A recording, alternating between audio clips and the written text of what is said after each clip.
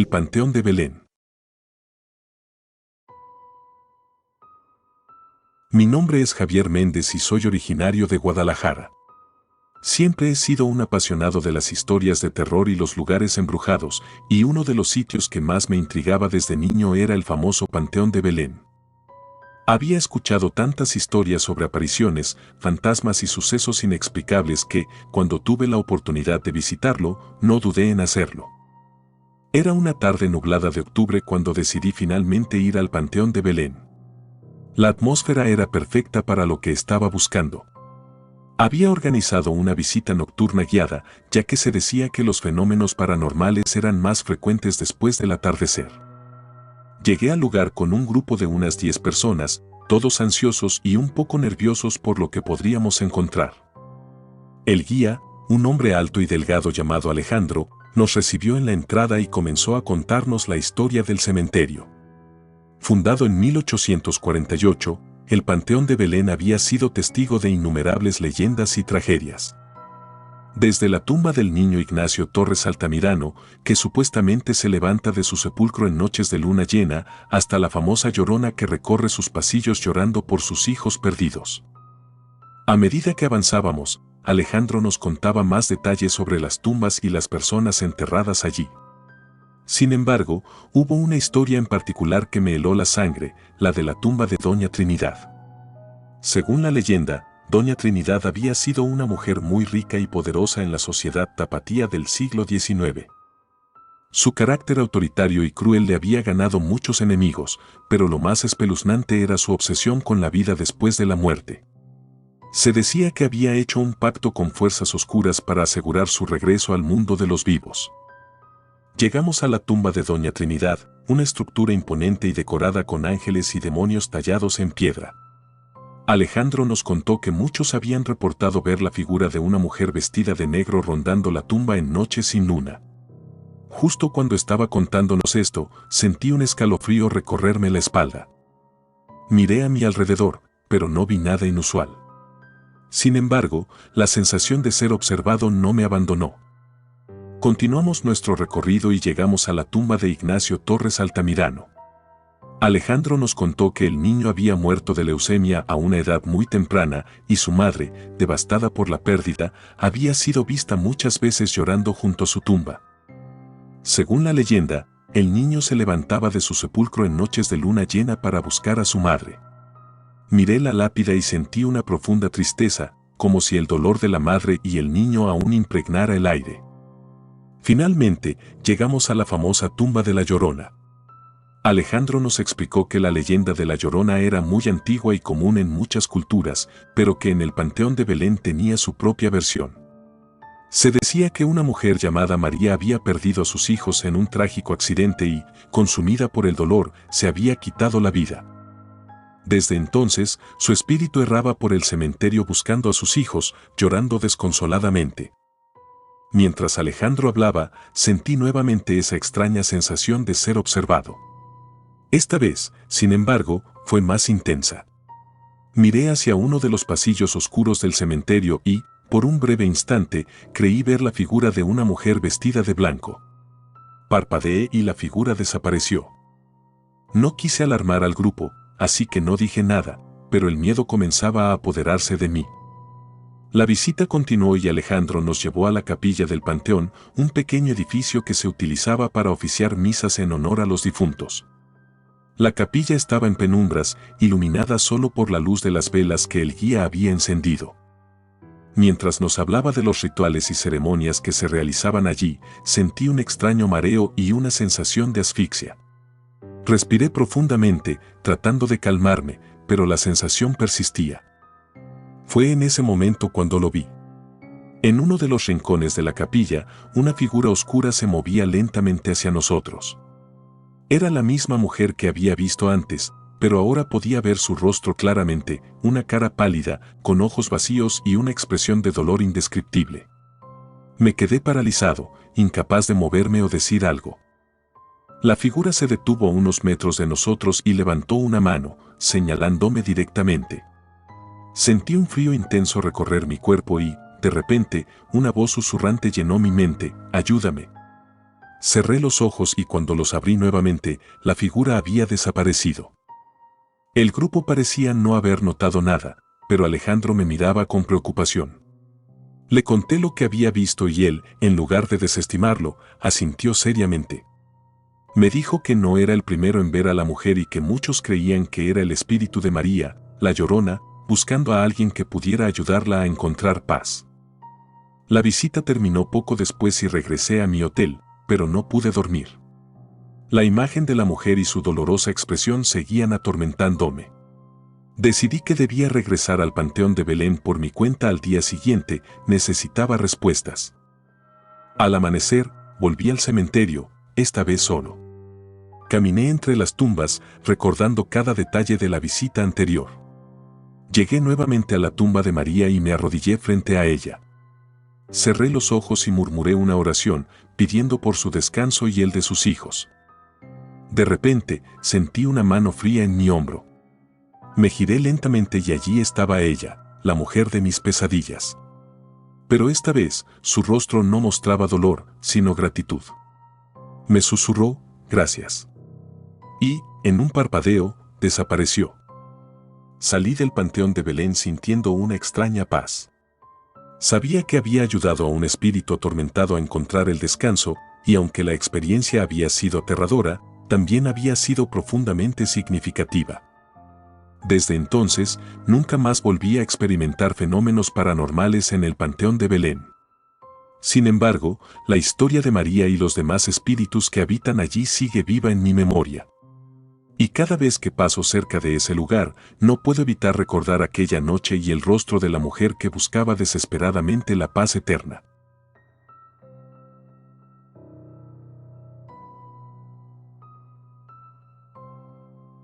El Callejón del Beso.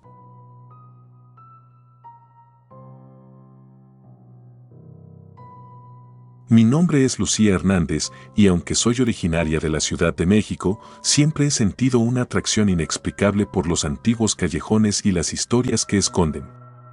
Nunca imaginé que una de estas historias me marcaría para siempre, llevándome a los rincones más oscuros de la desesperación y el terror. Todo comenzó cuando decidí visitar Guanajuato, una ciudad conocida por su arquitectura colonial y sus callejones llenos de encanto. Había oído hablar del Callejón del Beso y de la trágica historia de amor que se escondía entre sus muros. Dos amantes, Ana y Carlos, separados por la intolerancia de un padre autoritario, se encontraban en secreto en los balcones opuestos de sus casas, compartiendo besos furtivos hasta que el destino cruel los separó para siempre. Se decía que aquellos que se besaran en el tercer escalón tendrían asegurada la felicidad eterna. Como amante de las leyendas, me sentí obligada a visitar ese lugar.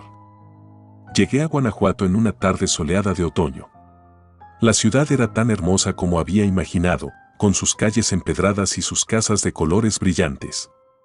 Decidí pasear por el centro antes de dirigirme al Callejón del Beso. Mientras caminaba, sentía una extraña mezcla de emoción y aprensión. Algo en el aire, en la forma en que la luz se filtraba a través de los edificios antiguos, me hacía sentir que estaba a punto de descubrir algo importante.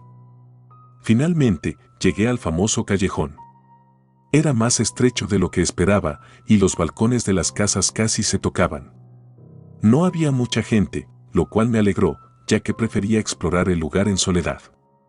Me detuve frente al tercer escalón y observé los balcones, imaginando la angustia de Ana y Carlos. Sentí un escalofrío recorrerme la espalda, pero lo atribuí al viento fresco de la tarde. Decidí quedarme un poco más, disfrutando del ambiente tranquilo. Mientras esperaba, un hombre de aspecto misterioso se acercó a mí. Vestía ropa antigua, como sacada de otro siglo, y sus ojos oscuros parecían esconder secretos profundos. Se presentó como Diego y me ofreció contarme más sobre la verdadera historia del Callejón del Beso. Aunque algo en su presencia me inquietaba, mi curiosidad pudo más. Diego me llevó a una pequeña taberna cercana y comenzó a relatar una versión de la historia que nunca había oído.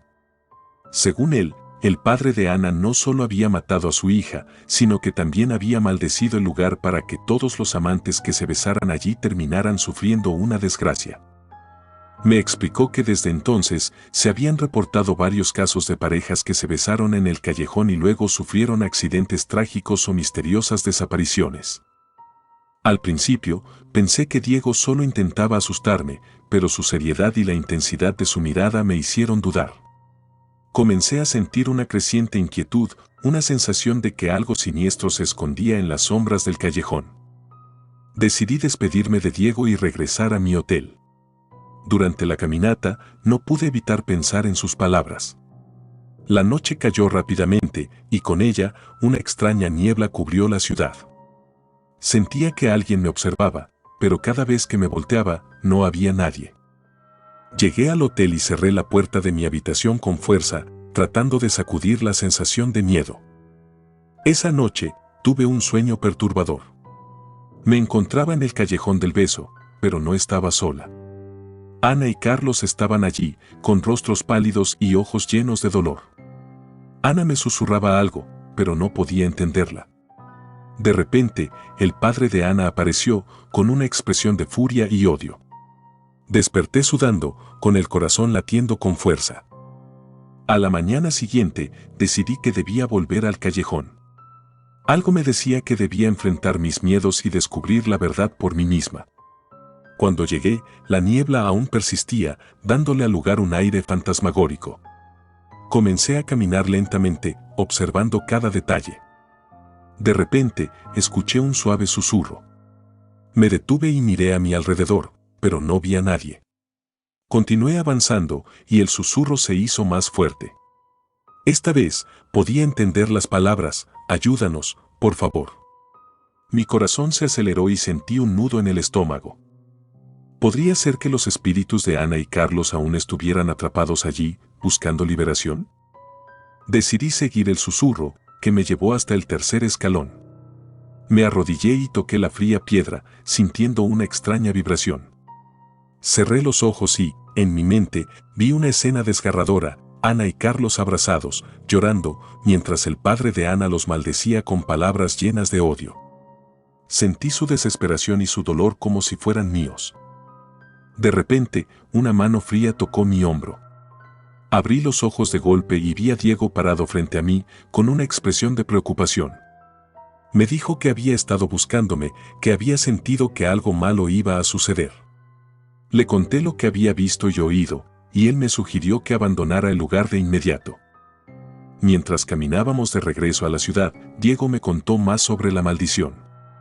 Según él, la única manera de romperla era encontrar el objeto que el padre de Ana había usado para lanzarla y destruirlo. Decidí que debía intentarlo, no solo por mí, sino también por los espíritus de Ana y Carlos. Pasé los siguientes días investigando la historia de la familia de Ana. Descubrí que su padre era conocido por su afición a los objetos antiguos y oscuros. Encontré registros de una vieja mansión en las afueras de la ciudad que había pertenecido a la familia. Decidí ir allí, con la esperanza de encontrar alguna pista. La mansión estaba en ruinas, cubierta de enredaderas y musgo. Entré con cautela, sintiendo una creciente sensación de peligro. Busqué en cada habitación, encontrando viejos muebles y objetos cubiertos de polvo. Finalmente, en el sótano, encontré un antiguo cofre. Lo abrí con dificultad y, en su interior, encontré un pequeño amuleto de metal, con símbolos extraños grabados en él. Sabía que este debía ser el objeto de la maldición. Lo tomé y salí de la mansión, decidida a destruirlo. Diego me había advertido que debía hacerlo en el mismo lugar donde la maldición fue lanzada. Volví al callejón del beso, sintiendo una extraña mezcla de miedo y determinación. Cuando llegué, el callejón estaba desierto. Me arrodillé en el tercer escalón y coloqué el amuleto en el suelo. Saqué un pequeño martillo que había traído conmigo y, con todas mis fuerzas, golpeé el amuleto. Al hacerlo, sentí una fuerte explosión de energía y un grito desgarrador que resonó en mis oídos. Me desplomé en el suelo, aturdida. Cuando recuperé la conciencia, la niebla había desaparecido y el callejón estaba en silencio. Sentí una extraña paz, como si una gran carga hubiera sido levantada. Sabía que había liberado a Ana y Carlos y que la maldición finalmente había sido rota. Regresé a mi hotel, exhausta pero aliviada. Esa noche, soñé nuevamente con Ana y Carlos, pero esta vez estaban sonriendo, agradecidos. Me desperté con lágrimas en los ojos, sintiendo una profunda conexión con ellos. Desde ese día, nunca volví a experimentar fenómenos paranormales en el Callejón del Beso. La leyenda continúa, pero ahora sé la verdad. Y aunque la historia de Ana y Carlos sigue siendo trágica, al menos sus espíritus pueden descansar en paz. Nunca olvidaré mi experiencia en Guanajuato. Me enseñó que las leyendas a veces esconden verdades oscuras y que, a veces, es necesario enfrentar nuestros miedos para descubrir la verdad. Y aunque mi vida ha vuelto a la normalidad, siempre llevaré conmigo el recuerdo de Ana y Carlos y la gratitud por haber podido ayudarlos a encontrar la paz.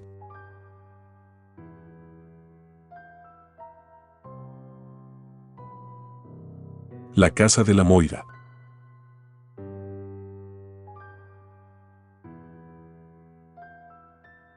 Mi nombre es Alejandro. Siempre he sido un escéptico, alguien que no cree en fantasmas ni en historias de terror. Sin embargo, una experiencia en la casa de la Moira, en Guanajuato, cambió mi vida para siempre. Todavía me resulta difícil hablar de ello, pero siento que debo contar mi historia. Todo comenzó cuando recibí una invitación para asistir a una conferencia en Guanajuato. La ciudad siempre me había atraído por su historia y su arquitectura colonial, así que acepté sin pensarlo dos veces. Llegué a Guanajuato una tarde soleada y, después de instalarme en el hotel, decidí explorar la ciudad. Mientras caminaba por las calles empedradas, me encontré con un viejo amigo, Carlos, que trabajaba como guía turístico. Carlos me saludó con entusiasmo y, después de ponernos al día, me habló de la casa de la Moira. Según él, era uno de los lugares más embrujados de la ciudad, con una historia oscura y macabra. Me reí, pensando que era una de esas historias para asustar a los turistas, pero Carlos insistió en que era real. Me contó que la casa había pertenecido a una mujer llamada Moira, que había sido acusada de brujería en el siglo XIX. Según la leyenda, Moira había maldecido la casa antes de ser ejecutada y desde entonces nadie había podido vivir allí sin experimentar fenómenos paranormales. Decidí que debía ver la casa por mí mismo. Carlos me ofreció llevarme allí esa misma noche y aunque estaba un poco nervioso, acepté. Nos encontramos en la plaza principal a las 8 de la noche y caminamos juntos hacia la casa de la Moira. A medida que nos acercábamos, la atmósfera se volvía más opresiva. Las calles estrechas y las casas antiguas parecían vigilar cada uno de nuestros movimientos. Finalmente, llegamos a la casa de la Moira. Era una mansión imponente, con ventanas oscuras y una fachada que parecía estar cayéndose a pedazos. Carlos me advirtió que la casa tenía una extraña energía y que debía tener cuidado. Entramos por la puerta principal, que se abrió con un chirrido que resonó en la noche silenciosa. El interior de la casa estaba en ruinas. El polvo cubría todo y el aire estaba cargado de una sensación de abandono y desesperación. Carlos encendió una linterna y comenzamos a explorar. Cada habitación que cruzábamos parecía más inquietante que la anterior. Las sombras danzaban en las paredes y los sonidos de nuestros pasos parecían amplificados en la oscuridad. Nos detuvimos en lo que parecía ser la sala principal. Carlos me contó que, según la leyenda, Moira había realizado rituales oscuros en esa misma sala. Miré alrededor y vi restos de velas negras y símbolos extraños dibujados en el suelo. De repente, sentí un escalofrío recorrer mi espalda. No podía explicarlo, pero había una sensación de maldad en el aire. Carlos decidió explorar el piso superior mientras yo me quedé en la sala principal. Mientras esperaba, comencé a sentir una extraña opresión en el pecho. El aire se volvió más frío y la oscuridad pareció cerrarse a mi alrededor. De repente, escuché un susurro. Al principio pensé que era Carlos, pero cuando llamé su nombre, no hubo respuesta. El susurro se hizo más fuerte y más claro. Parecía una voz femenina, pero no podía entender lo que decía. Miré a mi alrededor, buscando el origen del sonido, y vi una figura en la esquina de la sala. Era una mujer con un vestido negro antiguo, y aunque su rostro estaba en sombras, podía sentir su mirada fija en mí. Intenté moverme, pero mis piernas no respondían. La figura comenzó a avanzar hacia mí, y con cada paso que daba, el susurro se volvía más intenso. Sentí un terror indescriptible, algo que nunca había experimentado antes. La figura se detuvo justo frente a mí y, por un momento, todo quedó en silencio. De repente, la figura levantó una mano y me tocó el pecho. Sentí un frío glacial que atravesó mi cuerpo y, en ese instante, supe que estaba en presencia de algo maligno. La figura se desvaneció tan rápido como había aparecido, y el susurro se detuvo. Recuperé el control de mis piernas y corrí hacia las escaleras, gritando el nombre de Carlos. Lo encontré en una de las habitaciones del piso superior, con la linterna rota en el suelo y una expresión de horror en su rostro. Me dijo que había visto algo, una sombra que lo había seguido y que había sentido una mano helada en su hombro. Decidimos que era hora de irnos. Bajamos corriendo las escaleras y salimos de la casa tan rápido como pudimos. Afuera, el aire fresco de la noche me devolvió un poco la calma, pero el miedo seguía latente. Carlos y yo nos miramos y supe que él había experimentado algo similar a lo mío. Decidimos no hablar de lo sucedido y nos despedimos en la plaza principal. Regresé al hotel, pero no pude dormir. La imagen de la mujer de negro y la sensación de su mano en mi pecho seguían atormentándome. Al día siguiente, intenté continuar con mi vida, pero algo había cambiado en mí. Sentía que algo oscuro me había seguido desde la casa de la Moira. Pasaron los días y empecé a notar cosas extrañas. Objetos que cambiaban de lugar, susurros en la oscuridad y una sensación constante de ser observado. Intenté convencerme de que todo era producto de mi imaginación, pero la realidad era innegable. Algo me había seguido desde aquella maldita casa. Una noche, mientras estaba en mi apartamento, escuché claramente el susurro de una mujer. Esta vez, entendí lo que decía: no escaparás. Mi corazón se detuvo y sentí el mismo frío glacial que había experimentado en la casa de la Moira. Miré alrededor y vi la figura de la mujer de negro, parada en la esquina de mi sala. No pude soportarlo más. Salí corriendo de mi apartamento y fui directo a casa de Carlos. Le conté lo que estaba pasando y, aunque al principio dudó, vio la desesperación en mis ojos y decidió ayudarme. Buscamos a alguien que pudiera darnos respuestas y nos recomendaron a un sacerdote que tenía experiencia en exorcismos y fenómenos paranormales. El sacerdote, un hombre mayor con una presencia tranquilizadora, nos escuchó atentamente y aceptó ayudarnos. Nos dijo que la maldición de la casa de la Moira era real y que muchos antes que nosotros habían experimentado lo mismo. Realizó una serie de rituales en mi apartamento y me dio una cruz bendita para llevar siempre conmigo. Durante un tiempo, las cosas parecieron mejorar. Los susurros y las apariciones cesaron, y comencé a recuperar la normalidad. Sin embargo, una noche, mientras dormía, sentí nuevamente la mano fría en mi pecho. Desperté sobresaltado y allí estaba ella, la mujer de negro, mirándome con esos ojos vacíos. Supe entonces que no había escapatoria.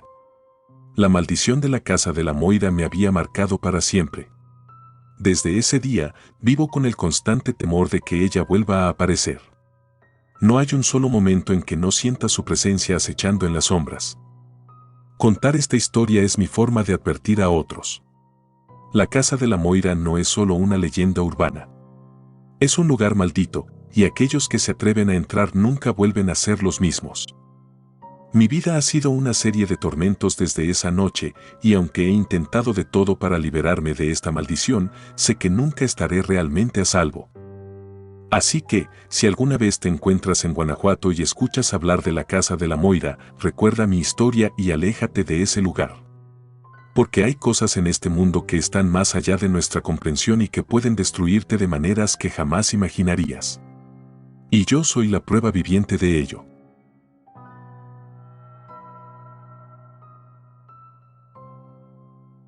Gracias por tomarse el tiempo de escuchar nuestros relatos de terror, espero y haya sido de su agrado.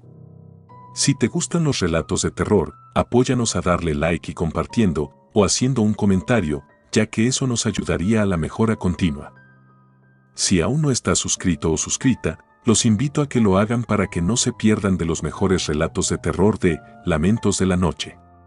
Gracias por el apoyo y buena vibra.